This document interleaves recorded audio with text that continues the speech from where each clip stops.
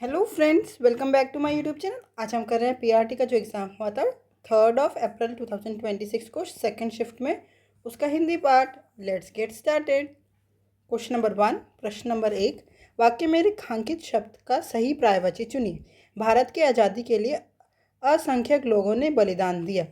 हमारे को यहाँ पे बलिदान का पर्यायवाची बताना है। देखो, बलिदान का अर्थ क्या होता है? त्याग करना, त्याग करना, किसी बड़े उद्देश्य के लिए अपनी जान या प्रिय चीज देना, है ना। तो क्या हो गया? जानकारी। जानकारी मतलब होता है सूचना, सूचना। तो ये तो होगा नहीं।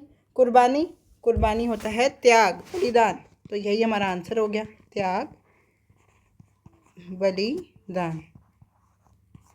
Option number 2 is the correct answer. देखो, इस आपको ये एनोटेड पीडीएफ मिल जाएगी @mathsps1 टेलीग्राम चैनल पे। ये हमारा डाउट ग्रुप है, इसमें आप अपने डाउट्स भी पूछ सकते हैं। और एक जो हमारा मेन चैनल है जिस पे आपको बस पीडीएफ्स और वीडियो लिंक ही मिलेंगे, वो है पायल सिंगल एकेडमी। ये आप दोनों चैनल ज्वाइन कर लीजिए ताकि आपको टाइमली अपडेट्स मिल जाए। पायल सिंगल एकेडमी। अगर आप और कोई भी वीडियोस का सॉल्यूशन चाहते हैं तो आप कमेंट कर दीजिए, उस हिसाब से आपको मिल जाएगा जितना पॉसिबल हो पाए। प्रश्न नंबर 2, निम्नलिखित विकल्पों में से उचित विशेषण का चयन करके वाक्य पूर्ण करिए। गंगा नदी हिमालय से निकलकर मैदानों में डैश दूरी तय करती है। देखो, गंगा नदी जो है वो हिमालय से निकलकर मैदानों में कितनी, मतलब देखो यहाँ पे जो ऑप्शन है, छोटी दूरी के तय करती है, नहीं, हिमालय से निकलती है तो वो बहुत लंबी दूरी तय करती है, तो छोटी यहाँ पे आएगा नहीं। बड़ी दूरी, चौड़ी, चौड़ी मतलब जैसे गंगा नदी है तो उसका ये चौड़ाव बता रहा है, ना कि दूरी बता रहा है, तो ये चौड़ी आ नहीं सकता। लंबी या बड़ी। अब यहाँ पे जो हम आंसर चूज़ करते हैं ना, वो मोस्ट सुटेबल चूज़ करते हैं, मोस्ट अप्रोप्रिएट चूज़ करते हैं। बड़ी में भी कोई डाउट नहीं है, बट जो दूरी है, गंगा नदी है ना, तो उसके लिए हम कहेंगे लंबी दूरी तय करती है। ठीक है, option number 4 is the correct answer. प्रश्न नंबर 4, निम्नलिखित विकल्पों में से उचित क्रिया का चयन करके वाक्य पूर्ण कीजिए। क्रिया का चयन करना है। देखो, अध्यापक ने गणित का सवाल बच्चों को बुझाया। बुझाया मतलब होता है, बुझाया का अर्थ होता है बुझाना, जैसे आग बुझाना, या मतलब जिस चीज़ को हम बंद कर देते हैं, निरस्त कर देते हैं, उसके लिए हम यूज़ करते हैं बुझाया। बताए, बताए एक बहुवचन है, और यहाँ पे एक अध्यापक स्त्रीलिंग है एक, तो मतलब हमारे को लिंग तो नहीं पता चल रहा, बट एक वचन है ये तो पता ही चल रहा है ना, इसलिए हम बहुवचन यूज़ नहीं करेंगे। समझाया, अध्यापक ने गणित का सवाल बच्चों को समझाया, ये बिल्कुल सही है। Option number 3 is the correct answer. समझाए, वापस एक मतलब समझाए, बहुत सारे सवाल समझाए, यहाँ पे तो यहाँ पे सही नहीं बैठ रहा है, तो आंसर क्या हो गया हमारा? Option number 3। प्रश्न नंबर 4, आम के आम गुठलियों के दाम लोकोक्ति का सही अर्थ क्या है? आम के आम गुठलियों के दाम, इस लोकोक्ति का अर्थ क्या होता है? एक ही काम से दोहरा या हर प्रकार का लाभ होना, यानी एक ही चीज़ से कई फायदे मिलना। लिख देती हूँ, एक ही चीज़ से कई फायदे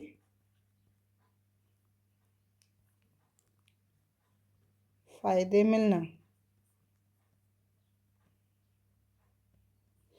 अब हम देख लेते हैं, हर प्रकार के लाभ, हर प्रकार से लाभ, लाभ की वस्तु से डर रहना, कोई व्यक्ति बहुत इतराता है, बेमेल व्यक्तियों का साथ देना। तो आम के आम गुठलियों के दाम मीन्स हर प्रकार से लाभ। Option number 1 is the correct answer.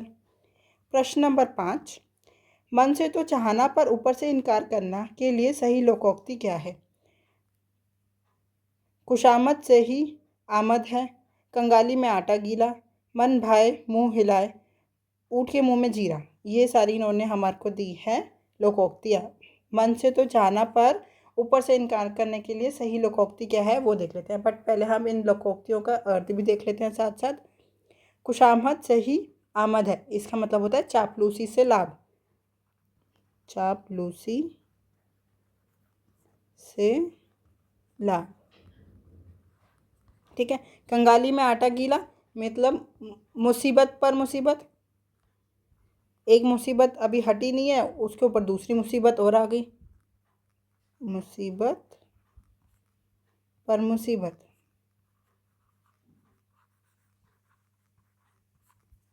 मन भाए मुंह हिलाए मतलब मन में पसंद होना लेकिन सीधे ना कहना, संकेत देना।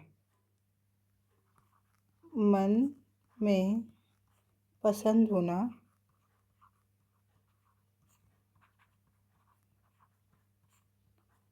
लेकिन सीधे ना कहना।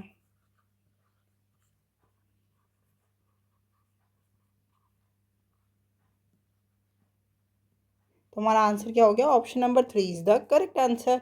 मन में तो चाहना पर ऊपर से इनकार करना। ऊँट के मुंह में जीरा बहुत कम होना, बहुत कम होना। जैसे हम कहते हैं ना, कोई भी बात हो गई तो हमारे को ज़्यादा चाहिए होती है या चाहिए होता है, कुछ भी चीज़ हो गई तो हम कहते हैं ना ये तो ऊँट के मुंह में जीरा है। ऊँट इतना बड़ा, उसके मुंह में आप थोड़ा सा जीरा डाल दोगे तो वो उसके लिए तो बहुत कम है ना, इसलिए ये लोकोक्ति बनी है। प्रश्न नंबर 6, उपयुक्त विशेषण का चयन करके रिक्त स्थान की पूर्ति कीजिए। कविता का डैश उज्जवल है। कविता का देखो, कविता यहाँ पे एक पर्सन है, मतलब स्त्रीलिंग है। तो कविता का मौलिक उज्जवल है, प्राचीन उज्जवल है, भविष्य उज्जवल है या ताजा उज्जवल है? तो कविता का भविष्य उज्जवल है। भवित्य लिखा है, भवित्य का मतलब ही होता है भविष्य, भविष्य। ठीक है, तो option number 3 is the correct answer. प्रश्न नंबर 7, ऊंची दुकान फीका पकवान लोकोक्ति का सही अर्थ क्या है? भारी दिखावा अधिक, गुणवत्ता कम, विपरीत कार्य करना, विपरीत वस्तुओं का मेल, दिखावटी रोना। तो देखो, ऊंची दुकान फीका पकवान मतलब दुकान तो बहुत आपने सजा रखी है बट उसके अंदर सामान एक धेले का नहीं है, बिल्कुल लो क्वालिटी है ना। तो क्या है? भारी दिखावा अधिक, गुणवत्ता कम। Option number 1 is the correct answer. प्रश्न नंबर 8, निम्नलिखित में से सही क्रम वाले वाक्य का चयन कीजिए। तो आपको मतलब जो वाक्य बिल्कुल सही है वो चुनना है। देखो, पहले हम एक बार फर्स्ट पढ़ते हैं, क्या लिखा है? हिंदू धर्म में दर्शन ग्रंथों की अत्यंत प्राचीन परंपरा रही है। यही बिल्कुल सही है कि हिंदू धर्म में दर्शन ग्रंथों की अत्यंत प्राचीन परंपरा रही है। Option number 1 is the correct answer. प्रश्न नंबर 9, आदर से स्वागत करना अर्थ के लिए सही मुहावरा क्या है? तेली का बैल होना, दाढ़ी पेट में होना, पलक पावड़े बिछाना या दूर की कोड़ी होना। तो देखो, पहले हम इन मुहावरों का अर्थ देख लेते हैं। तेली का बैल होना, तेली का बैल होना का क्या मतलब होता है? एक ही काम में लगे रहना,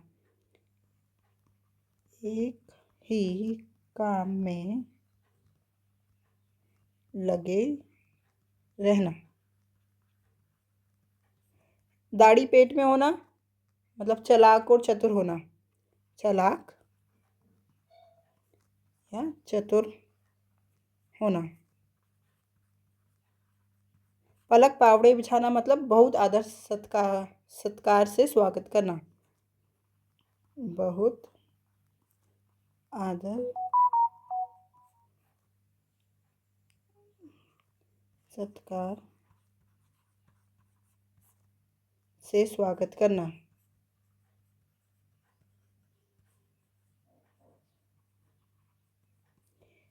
दूर की कोड़ी लाना मीन्स अजीब या दूर की बात कहना, अजीब बात कहना या दूर की बात कहना, अजीब या दूर की बात कहना। तो हमारा आंसर क्या हो गया? ऑप्शन नंबर 3, पलक पावड़े बिछाना। प्रश्न नंबर 10, दिए गए वाक्य के किस भाग में त्रुटि है? अनुशासित दिनचर्या का पालन दीर्घकालीन सफलता के लिए आवश्यक है। देखो, दिनचर्या कैसे लिखते हैं? दिनचर्या, देखो आप साउंड र की लास्ट में आ रही है ना, दिनचर्या। तो य के आगे डंडे पे र होगा, ना कि च पे। तो आंसर क्या हो गया हमारा? Option number 3 is the option number 2 is the correct answer. दिनचर्या का पालन में त्रुटि है। प्रश्न नंबर 11, दिए गए वाक्य में रिक्त स्थान में क्रिया शब्द का प्रयोग करें। सीमा पुस्तक डैश रही है। देखो, सीमा जो स्त्रीलिंग है वो पुस्तक पढ़ रही है। क्या? पढ़। तो आंसर क्या हो गया? Option number 2 is the correct answer. पढ़ता, यहाँ पे पढ़ता हमारा एक पुलिंग वर्ड हो गया, पुलिंग है ना। पढ़ना, ठीक, पढ़ना, पढ़ना का धातु रूप अलग हो गया। पढ़ो ये आदेश दे रहे हैं, बट सीमा तो खुद ही पढ़ रही है, इसलिए आदेश आएगा नहीं। प्रश्न नंबर 12, दिए गए वाक्य में रिक्त स्थान में कर्म कारक चिन्ह का प्रयोग करें। देखो, उन्होंने खुद ही बता दिया, कर्म कारक चिन्ह का प्रयोग करना है हमें। तो कर्म क्या होता है? कर्ता ने कर्म को वर्ड आ जाएगा। Option number 1 is the correct answer. माँ ने बच्चे को पिलाया। अब यहाँ पे दूध भी हो सकता है, पानी भी हो सकता है, कुछ भी हो सकता है। तो कर्म कारक बोला है तो को आ गया। आपको कारक लर्न होने चाहिए। हिंदी में 1 से 2 क्वेश्चन, एक क्वेश्चन तो देखने को मिलता ही है कारक का, और बहुत ईजिली सॉल्व हो जाता है। प्रश्न नंबर 13, पेट में दाढ़ी होना मुहावरे का सही अर्थ क्या है? शारीरिक रूप से कमज़ोर होना, रोगग्रस्त होना, कार्य में अनुभवहीन होना, छोटी उम्र में ही बहुत अधिक बुद्धिमान होना। देखो, पेट में दाढ़ी होना, यहाँ पे अभी ऊपर भी आया था दाढ़ी करके कुछ, ये रहा। देखो, यहाँ पे भी लिखा है दाढ़ी पेट में होना, मतलब चालाक या चतुर होना। तो हमारा जो मुहावरा है पेट में दाढ़ी होना, वो भी यही हो गया। छोटी उम्र में बहुत अधिक बुद्धिमान या समझदार होना। तो आंसर क्या हो गया हमारा? Option number 4 is the correct answer. प्रश्न नंबर 14, वह समाज जिसके सदस्यों की संख्या औरों के मुकाबले कम हो, वाक्यांश के लिए सार्थक शब्द क्या होगा? तो वह समाज जिसमें सदस्यों की संख्या औरों के मुकाबले कम हो, मतलब वो लोग अल्पसंख्यक है। अल्पसंख्यक मतलब जिनकी संख्या कम हो। हमने इनको अलग अलग कर दिया। अल्प मतलब कम, संख्यक मतलब संख्या। तो अल्पसंख्यक जिनकी संख्या कम हो, कम संख्या वाला समुदाय कह सकते हैं, कम संख्या वाला समुदाय। अल्पमत, अल्प मतलब कम, मत मतलब वोट। तो कम वोट या कम मत। अल्पवयस्क, अल्पवयस्क मतलब कम उम्र वाला। अल्प मतलब कम, वयस्क मतलब वयस्क हो गया हमारा व्यक्ति, मतलब एडल्ट व्यक्ति। तो कम उम्र वाला व्यक्ति लिख देती हूँ, कम उम्र वाला व्यक्ति। अल्प प्राण, अल्प मतलब कम, प्राण मतलब क्या बोलते हैं अब प्राण को? लाइफ मतलब, है ना। तो हो गया कम प्राण वाला, कम प्राण वाला। तो हमारा आंसर क्या हो गया? Option number 1 is the correct answer, अल्पसंख्यक। प्रश्न नंबर 15, दिए गए वाक्यों में से वर्तनी की दृष्टि से शुद्ध वाक्य का चयन कीजिए। उनकी मांग में सिंदूर नहीं है। उनकी मांग, देखो मांग, जो मांग होता है ना, कैसे लिखते हैं? उस पर चंद्र बिंदु आता है, तो ये बिंदु हो गया, गलत हो गया। सिंदूर, यहाँ पे में देखो बिंदु नहीं है, इसलिए ये गलत हो गया। ये सिंदूर गलत लिखा है। तो हमारा करेक्ट क्या हो गया? Option number 1 is the correct answer. जब भी शुद्ध बोला हो तो आपको सारा सही सही देखना है। जिसमें भी थोड़ा सा आपको त्रुटि दिखे उसको फटाक से काट दो, जिसमें त्रुटि हो उसमें त्रुटि ढूंढनी है। अब हम आप आ गए अपने गद्यांश पे। तो पहले एक बार प्रश्न पढ़ लेते हैं सारे। प्रश्न नंबर 16, मानसिक स्वास्थ्य को गद्यांश में क्या कहा गया है? ऑप्शन भी पढ़ लेते हैं। आधुनिक मानव जीवन का मूल आधार, आर्थिक समृद्धि का स्रोत, सामाजिक कलंक का कारण, या शारीरिक स्वास्थ्य का पर्याय। प्रश्न नंबर 17, गद्यांश के अनुसार खुली संवाद प्रक्रिया से किशोर का क्या क्या लाभ प्राप्त होंगे? चिंता और समस्या बढ़ा दे सकेंगे, अपनी भावनाओं को व्यक्त कर सकेंगे, अपनी भावनाओं को पूर्णतः दबा सकेंगे, अवसाद छिपा सकेंगे। प्रश्न नंबर 18, डिजिटल युग में युवाओं में क्या विकराल रूप धारण कर लिया है? अवसाद और चिंता, आत्मविश्वास, आनंद, सृजनशीलता। प्रश्न नंबर 19, गद्यांश के अनुसार युवाओं को तनाव मुक्ति के लिए क्या सिखाना चाहिए? सोशल मीडिया, शौक पूर्ति और तथा खेलकूद, अधिक पढ़ाई, कार्यभार। प्रश्न नंबर 20, स्वामी विवेकानंद के उद्धरण का प्रतीक क्या है? मानसिक दृढ़ता, शारीरिक बल, सामाजिक कलंक या आर्थिक प्रगति। अब गद्यांश पढ़ लेते हैं। क्या है? मानसिक स्वास्थ्य आधुनिक मानव जीवन का मूल आधार है, जो भावनात्मक स्थिरता तथा सामाजिक सद्भाव सुनिश्चित करता है। यह केवल मानसिक रोगों की अनुपस्थिति नहीं, बल्कि सकारात्मक मनोदशा, आत्मविश्वास तथा तनाव प्रबंधन की क्षमता है। तेजी से बढ़ते डिजिटल युग में सोशल मीडिया दबाव, शैक्षिक प्रतिस्पर्धा तथा कार्यभार से युवाओं में अवसाद और चिंता विकराल रूप धारण कर लिया है। मानसिक स्वास्थ्य संरक्षण हेतु नियमित ध्यान, प्राणायाम तथा प्रकृति चिंतन अत्यंत लाभकारी है। शैक्षिक संस्थानों में भावनात्मक बुद्धिमत्ता को पाठ्यक्रम में स्थान मिलना चाहिए। परिवारों में खुली संवाद प्रक्रिया विकसित करनी होगी ताकि किशोर अपनी भावनाओं को व्यक्त कर सके। कार्यस्थलों में मानसिक स्वास्थ्य दिवस तथा परामर्श केंद्र स्थापित किए जाने चाहिए। स्वामी विवेकानंद ने कहा है, उठो जागो और तब तक न रुको जब तक लक्ष्य प्राप्त न हो। यह मानसिक दृढ़ता का प्रतीक है।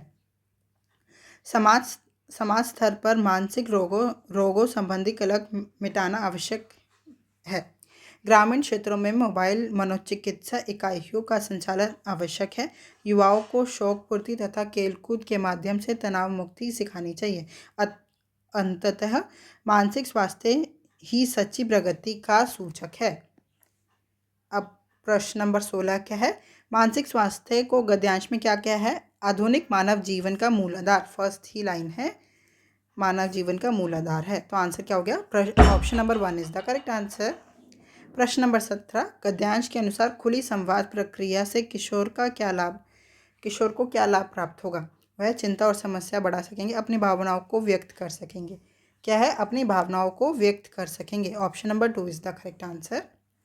डिजिटल युग में युवाओं में क्या विकराल रूप धारण कर लिया है? अवसाद और चिंता, आत्मविश्वास, आनंद या सृजनशीलता। तो क्या है? अवसाद और चिंता। मैंने पैसेज जब मैं पढ़ रहे थे तब मैंने अंडरलाइन किया है ये सारे आंसर्स। प्रश्न नंबर 19, गद्यांश के अनुसार युवाओं को तनाव मुक्ति के लिए क्या सिखाना चाहिए? सोशल मीडिया, शौक पूर्ति और खेलकूद, अधिक पढ़ाई या कार्यभार। तो क्या सिखाना चाहिए? शौक पूर्ति तथा खेलकूद। Option number 2 is the correct answer. Question number 20, Swami Vivekananda के उद्धरण का प्रतीक क्या है? वो है मानसिक दृढ़ता। ये भी मैंने अंडरलाइन किया है। आंसर हो गया option number 1 is the correct answer.